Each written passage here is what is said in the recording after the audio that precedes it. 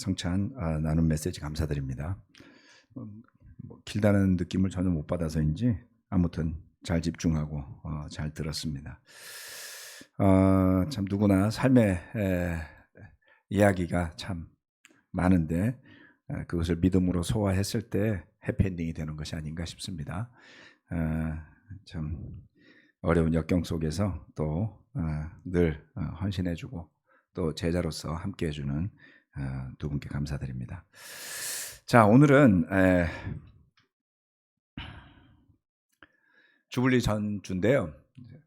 설교 제목을 잡았다가 바꿨습니다. 그래서 오늘 말씀은 좀 어떻게 보면 주불리 준비하는 말씀 이렇게 생각해 주시면 좋을 것 같습니다. 이번 주불리에 굉장히 많은 준비를 하고 있고 또 기도를 하고 있고 하나님이 참석하는 모든 분들에게 아마 놀라운 선물을 준비하고 계시지 않을까 믿습니다. 주님이 주시는 쉼입니다.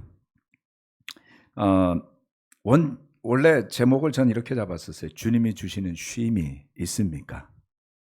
여러분에게 주님이 주시는 쉼. 쉼이라 그러니까 좀 쉬는 거 좀 어떤 그 상태가 뭐가 됐던 그것이 있는지 한번 자신을 돌아보는 시간이 되었으면 합니다. 주제 말씀은 마태복음 11장 28절로 30절 말씀인데요. 여러 번 설교했던 말씀이고 또 우리 모두가 익히 잘 아는 말씀이죠. 한번 읽어보겠습니다. 수고하며 무거운 짐을 진 사람은 모두 내게로 오라. 내가 너희를 쉬게 하겠다. 나는 마음이 온유하고 겸손하니 내 멍에를 메고 나한테 배워라. 그리하면 너희는 마음의 쉼을 얻을 것이다. 내 멍에는 편하고 내 짐은 가볍다.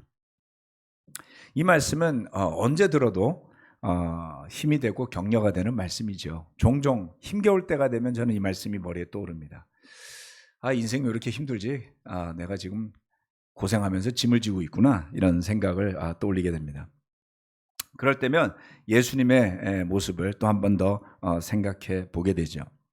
그런데 오늘은 이 말씀의 배경에 대해서 한번 살펴보려고 해요.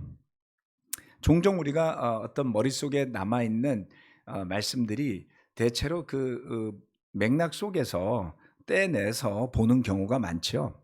네. 그것도 필요합니다. 왜냐하면 앞뒤 다 따지면 너무 길잖아요. 우리 애들이 되게 싫어하는 게 제가 뭘 설명하면 꼭 앞뒤를 이야기하니까 말이 길어져요.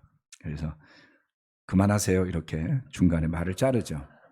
제 말을 다 듣고 계시는 분들은 저를 잘 몰라서 그러는 거니까 혹시 길다 싶으면 그만하세요라고 말씀하셔도 상처가 안 됩니다. 걱정 마시고. 근데 오늘 설교 말씀은 들으셔야지. 길지 않으니까. 마태복음 11장 말씀은 유대의 여러 고울이 배경입니다. 1절 말씀이 그렇게 이야기를 하고 있거든요.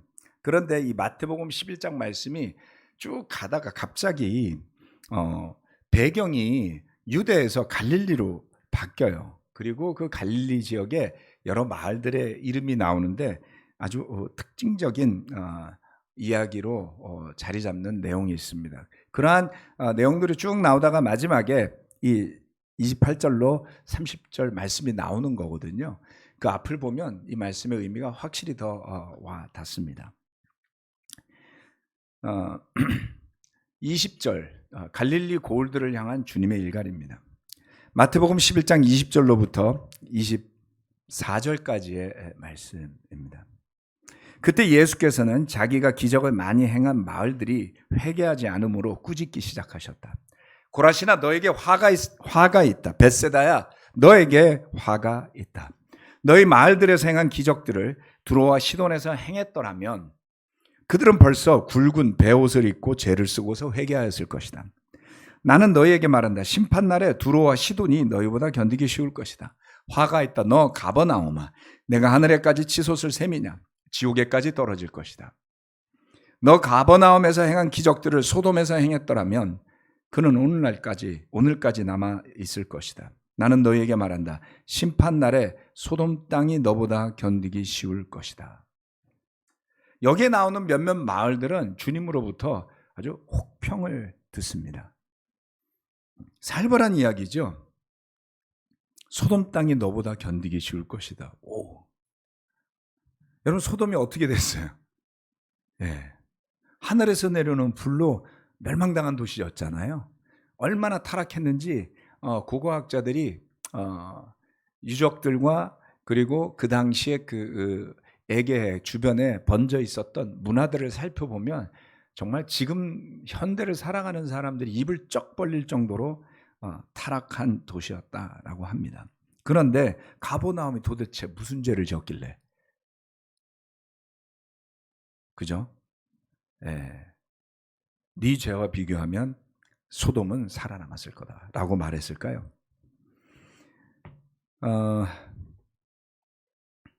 고라신과 벳세다가 도대체 어떤 마을이었길래 이렇게 예수님이 말씀하셨을까요? 사실 가버나움도 고라신도 벳세다도 우리하고는 상관이 없잖아요. 여름에 휴가로 놀러 가는 제주도도 아니고, 네. 그런데 이 말들은 의미가 다 있습니다. 자, 이 지도는 두 가지를 보여주는데요. 왼쪽에 보시는 지도는 전체적인 이스라엘 지도고요. 여러분이 오른쪽에 보시는 지도는 지난번에 보여드렸던 갈릴리 호수 주변을 조금 더 단순하게 보여주는 지도입니다. 검색을 하다 보니까 이게 일산교회에서 김호 목사가 했던 설교에 나오던 지도더라고요. 네, 그래서 우연히 그 카페에 들어가서 보게 되었습니다. 옆에 보시면 유대 지역이라고 예수님이 유대 지역의 여러 마을을 이 마태복음 11장에서 다니셨다라고 했는데, 유대 지역은 예루살렘을 주변으로 한 사해 왼쪽 지역입니다. 여기 유대 지역이죠. 뭐 예루살렘, 베들레헴, 여리고 이런 지역은 다 유대 지역입니다. 그리고 갈릴리 지역은 이 위에 떨어져 있죠. 그리고 유대 지역과 갈릴리 지역을 가르는 사마리아가 중간에 있습니다. 지형적으로는 이렇게 되어 있죠. 그러니까 마태복음 11장은 유대 마을에 대한 이야기를 하시다가 점프해서 갈릴리로 무대가 옮겨진 거예요. 그러니까 시간적으로 공간적으로 떨어진 이야기가 11장 하나에 들어있어서 그냥 읽어나가면 그냥 뭐 상관은 없지만 그렇다라는 것을 생각해 볼 수가 있습니다. 그런데 여기에서 지금 주로 언급되었던 마을 중에 하나인 가버나움이라는 마을이 있잖아요. 가버나움. 여기 보시면 왼쪽에 보시면 가버나움, 고라신, 벳세다를 갈릴리 호수 북쪽과 북쪽의 서쪽, 동쪽에 있는 마을들을 쭉 나열을 해놨잖아요. 여러분 주목해 보셨으면 하는 건 뭐냐면 가버나움에서 나사렛이 멀지 않다는 겁니다. 예수님이 태어나고 자랐던 마을은 나사렛이죠. 그래서 예수님의 별명이 나사렛 예수였잖아요. 그렇죠? 다음번에는 언젠가 제가 나사렛 옆에 있는 또 다른 한 마을에 대한 설명을 언젠가 할 준비를 하고 있습니다.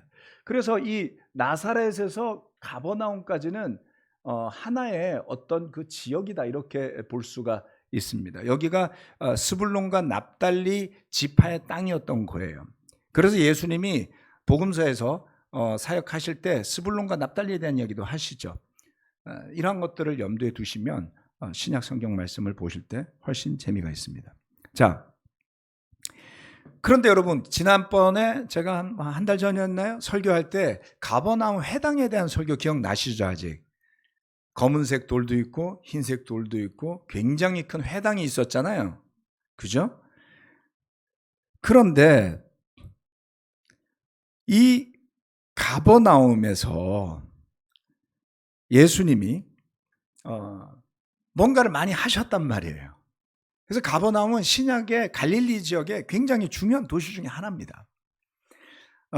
예수님이 나사렛에서 나고 자라셨고, 그리고 예수님의 제자들은 대부분, 전부인지 대부분인지 제가 정확하지 않으니까 대부분이라고 표현을 할게요.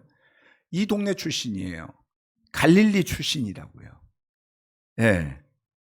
마태가 예수님을 따라 나선 곳 마가복음에서 잘 읽어보면 그곳이 바로 가버나움이었어요.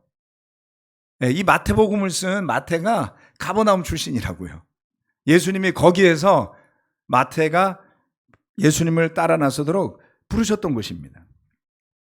그리고 이 벳세다라는 데는 이제 여기 이제 보셨으니까 옆으로 넘겨오시면 베세다는 지금 정확하게 위치가 어딘지를 몰라요. 찾고 있습니다. 학자들이. 가버나움은 정확하게 위치를 알고 있어요. 회당도 있고 기록들이 남아있기 때문에 어떤 글이라든가 명확한 증거가 없으면 어디가 어딘지 알 수가 없잖아요. 그렇죠? 그래서 보시면 가버나움이라는 도시가 있고 고라신은 요 위에 있다 보니까 여기 지도에는 나오지 않아요. 그리고 고라신에 대한 이야기는 신약 성경에 별로 언급이 되지 않습니다. 그래서 고라신에서 뭘 많이 하신 거야? 기록 안 된 내용도 많이 했다라고 요한복음에서 이야기하잖아요. 예수님이 뭘 많이 하신 거죠. 그 다음 베세다는 아주 중요한 도시입니다. 왜냐하면 베드로와 요한의 고향이에요. 베드로와 안드레, 요한과 야고보 이 네 명이 베세다 출신이라고요. 그렇죠? 네. 그런데 예수님의 주요 사역의 무대가 바로 이 갈릴리 지역이었고 그 갈릴리 지역의 마을들에서 제자들을 뽑아서 세웠고 그리고 그 고을들의 그 마을들의 많은 기적과 가르침을 행하셨는데 반응이 어땠던 거죠? 네. 그들이 축복을 받았는데도 불구하고 오히려 예수님으로부터 아주 혹독한 경고의 메시지를 듣게 됩니다. 네. 왜 그랬을까요? 그것은 그렇게 엄청난 기적이 일어났던 것에 비해서 사람들의 반응은 별로였던 것이죠. 예수님의 사역이 그다지 성공적이지 않았던 걸까? 그죠? 갈릴리 지역을 그렇게 열심히 돌아다니면서 마을 다니면서 하셨는데 거기서 많은 제자도 뽑았는데 도대체 왜 잘 안 됐던 것이지? 복음을 전하는 일이 얼마나 도전적이고 어려운 일인지 우리는 알아야 됩니다. 왜 이렇게 뜻대로 안 되지? 생각해보면 늘 어려웠어요. 전도할 때도 그렇고 성경 공부할 때도 그렇고 10명이 공부하면 글쎄요 몇 명이나 세례받았을까요? 그렇죠? 예. 장담할 수가 없습니다. 때로는 1명 정도 세례받았어요. 성경 공부를 많이 할 것 같지만 소수의 사람들만 세례를 받습니다. 그러면 그 소수의 세례받은 사람들은 다 믿음을 잘 지키고 잘 살았을까요? 제가 동경에서 연말돼 갖고 계산해 보니까 절반은 한국으로 돌아가고 남아있는 절반 중에 한 절반은 떠나고 남는 것도 어렵더라. 도대체 이게 왜 이렇게 어려운 걸까요? 고라신과 벳세다는 수많은 기적에도 불구하고 반응이 없는 마을이었어요. 그래서 그들은 두로와 시돈보다 더한 심판을 받게 될 것이다 라는 경고를 받았습니다. 예수님이 이 말씀을 하셨어요. 너희 마을에서 행했던 기적을 내가 두로와 시돈에 했었다라면 이 사람들이 베옷을 입고 죄를 뒤집어 쓰고 회개했을 것이다. 여러분, 베옷을 입고 죄를 뒤집어 쓰고 회개한 마을이 있었죠. 어디였습니까? 니느웨. 그렇죠. 예수님도 아니에요. 도망가다 말고 돌아온 요나가 가서 정말 하기 싫어가지고 억지로 메시지를 전했는데 사람들은 베옷을 입고 죄를 뒤집어 쓰고 회개하지 않았어요? 그런데 하나님의 아들 예수님이 오셔서 복음을 전하고 기적을 행하는데도 이 사람들은 반응하지 않았어요. 하나님이 멸망시키려고 했던 니느웨보다 훨씬 더 사악했죠. 두로와 시돈은 성경에 걸쳐서 늘 이방 도시의 상징, 풍요와 오만과 세상적인 것의 물질주의의 상징 같은 도시들이었어요. 바닷가에 있는 도시인데요. 고라신과 벳세다는 두로와 시돈에 비교를 당하고 가버나움은 소돔에 비교를 당합니다. 여러분, 놀랍게도 이 갈릴리 지역에 있는 사람들이 생각보다 종교적이었다 그래요. 놀라워요. 유적들은 그러한 것들을 흔적을 보여줍니다. 이 갈릴리 지역이 세상적이었을 것 같은데 이 사람들은 예루살렘에 있는 성전을 향해서 그 회당에 그 구조도 만들고 재단도 만들고 그랬다는 거예요. 그래서 그 갈릴리 지역의 유물들을 살펴보면 성전에 나오는 메노라라는 그 7촛대가 있거든요. 그것이 예루살렘 성전의 상징이란 말이에요. 그러한 것들이 반드시 새겨져 있고, 그래서 의외로 갈릴리 지역의 사람들은 굉장히 세상적일 것 같았지만 예루살렘에 대한 열정이 대단한, 성전에 대한 마음이 대단한 사람들이었다라는 거죠. 그런데 왜 그 사람들은 예수님으로부터 이런 혹평을 들었어야 했을까요? 가버나움이라는 마을은 하늘의 치솟을만큼 교만한 곳이었다. 멋들어진 회당이 있었다 할지라도 그 회당에서 매주마다 율법에 대한 강론이 이루어지고 자녀들을 가르치고 있었다 할지라도 그들은 주님을 외면했기 때문이었습니다. 갈릴리 고을들이 이랬는데 유대 고을 사람들의 반응은 또 어땠을까요? 유대 고을 사람들의 반응은 이랬습니다. 마태복음 11장 16절로부터 19절. 이 세대를 무엇에 비길까? 마치 아이들이 장터에 앉아서 다른 아이들에게 이렇게 말하는 것과 같아. 우리가 너에게 피리를 불어도 너희는 춤을 추지 않았고 우리가 곡을 해도 너희는 울지 않았다. 요한이 와서 먹지도 않고 마시지도 않았다. 그러니까 사람들이 말하기를 그는 귀신이 들렸다 하고, 인자는 와서 먹기도 하고 마시기도 하니 그들이 말하기를 보아라, 저 사람은 마구 먹어대는 자요 포도주를 마시는 자요 세리와 죄인의 친구다 한다. 그러나 지혜는 그 한 말로 옳다는 것이 입증되었다. 유대 지역의 주님의 사역도 실망 그 자체였습니다. 사람들의 태도가 어땠나요? 시큰둥합니다. 심지어는 굉장히 부정적이고 비판적이었어요.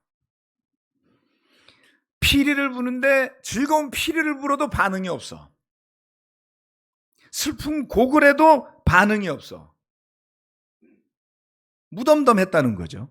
심지어는 세례 요한이 왔더니 그들은 그 세례 요한의 트집을 잡았어요. 뭐라 그랬어요? 귀신이 들렸다. 왜요? 광야에서 살면서 메뚜기나 잡아먹고 낙타 털옷이나 입고 다니고 정신 나간 사람이라고 생각한 거죠. 그런데 예수님은요, 그들은 예수님한테도 트집을 잡을 수가 있었어요. 대단하죠?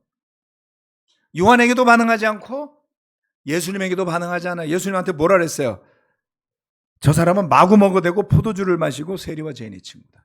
아니, 광야에서 거룩하게 사는 사람한테는 정신 나갔다 그러고 사람들과 어울려 살면서 영향을 주는 예수님은 타락했다라고 그랬어요.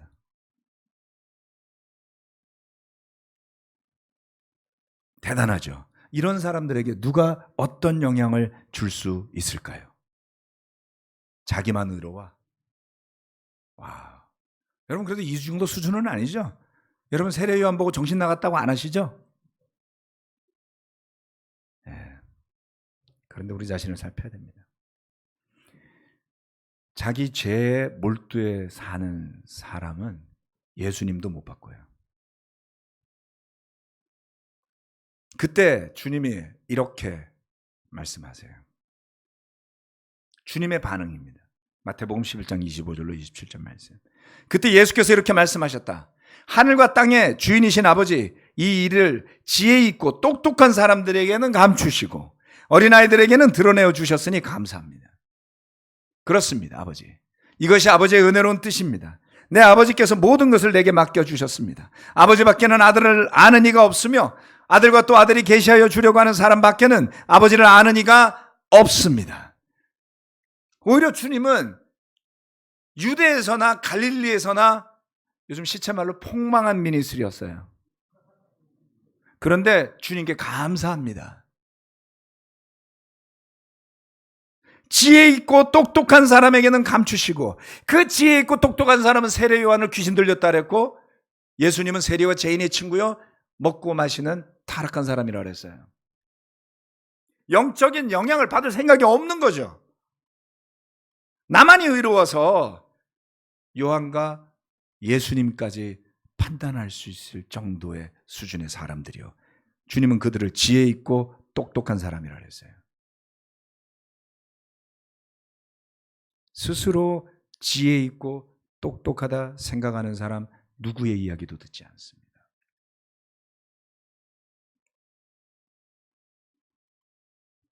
예수님한테 영향 받을까요? 하나님의 말씀에 영향을 받을까요? 아니면 하나님의 말씀도 이용하고 예수님도 이용하는 사람이 될까요? 너무나 지혜 있고 똑똑하니까요. 그런데 주님은 그런 사람들에게 감추셨다 그랬어요. 주님이 하시는 일을. 그래서 어린아이들에게 드러내 주셨다라고 했습니다.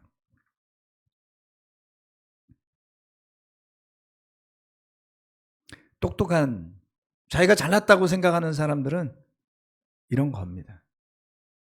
안다는 거죠. 요한도 알고 예수님도 알고. 그러니 저와 여러분은 얼마나 우습겠어요. 그 덕에 그들에게 진리는 감추어져 버립니다. 그래서 하나님이 보내주신 예언자를 멸시하고 하나님의 아들을 보고 손가락질하는 사람들에게 하나님은 자신을 나타내시지 않습니다. 그러나 어린아이들에게는 드러내어 주신다 그랬어요. 예수님은 그것을 보고 이것이 아버지의 은혜로운 뜻이라고 했습니다. 아버지께서 모든 것을 아들에게 맡겨주셨다고 했죠. 그 아들을 온전히 아는 분은 아버지라고 하였습니다. 그리고 아버지를 아는 사람은 그 아들 예수와 그 예수께서 계시하여 주려고 하는 사람밖에 없다 그랬어요.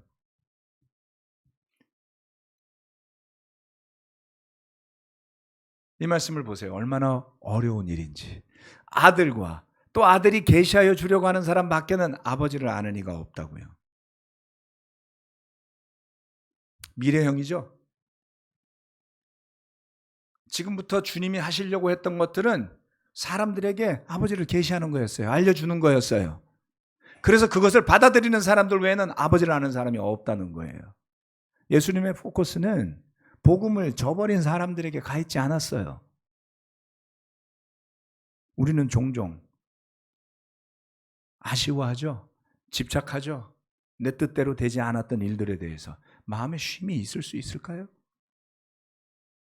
지금 그 주님 앞에 내 자신이 똑바로 돼 있는지도 아닌지도 모르면서 남 걱정은 왜 하시나요? 그러면서 하나님을 사랑하고 교회를 사랑한다고요? 아니요. 자기를 사랑하는 거죠. 내 뜻대로 안 돼서 괴로워하는 거라면. 저는 이 주님의 반응은 좁은 길의 완성이라고 봅니다. 마태복음 7장에서 말씀하셨던 좁은 길이요. 너무 좁지 않습니까? 유대의 그 많은 사람들은 어디로 갔고 갈릴리의 번화한 그 풍요로운 들판과 호숫가의 마을들의 사람들은 다 어디로 갔습니까? 누가 주님이 주시는 쉼을 얻을 수 있나요? 아들을 알고 아버지를 아는 사람들입니다. 마태복음 11장 28절로 30절 말씀 다시 한번 읽어봅시다. 다 같이 읽어볼까요? 네, 시작. 수고하며 무거운 짐을 진 사람은 모두 내게로 오너라. 내가 너희를 쉬게 하겠다. 나는 마음이 온유하고 겸손하니 내 멍에를 메고 나한테 배워라. 그리하면 너희는 마음에 쉼을 얻을 것이다. 내 멍에는 편하고 내 짐은 가볍다. 아멘. 이 말씀은 그 모든 말씀의 뒤에 나온 것이었습니다. 주님께로 가서 쉼을 얻고 쉴 수 있는 사람은 누구입니까? 수고하고 무거운 짐을 진 사람들은 누구입니까? 어린아이와 같은 마음으로 주님께 달려가는 사람들, 자신의 지혜와 똑똑함을 의지하는 사람이 아니라 아들과 아버지를 의지하는 사람들이죠. 바로 그런 사람들에게 이 말씀이 해당되는 겁니다. 욕심을 낸다고 쉼이 주어지지 않습니다. 우리의 능력으로 누릴 수 있는 쉼이 아니거든요. 여러분은 어떤 쉼을 얻고 싶습니까? 우리 영혼의 쉼이 우리 바람에, 우리 소원에 달려있지 않다는 것을 알아야 됩니다. 우리 믿음에 달려 있습니다. 기꺼이 주님의 멍에를 지고 주님의 짐을 지고 싶어하는 사람에게 주님의 쉼이 주어지게 됩니다. 내 뜻대로 되지 않는 세상 때문에 슬퍼하고 괴로워하는 것을 멈출 줄 알아야 됩니다. 그것 때문에 분노하고 그것 때문에 못 견뎌 했던 적이 있다면, 혹은 지금도 그러하다면 남을 보지 말고 자신을 살피십시오. 돌이켜보건대 제 뜻대로 된 일이 얼마나 있을까요?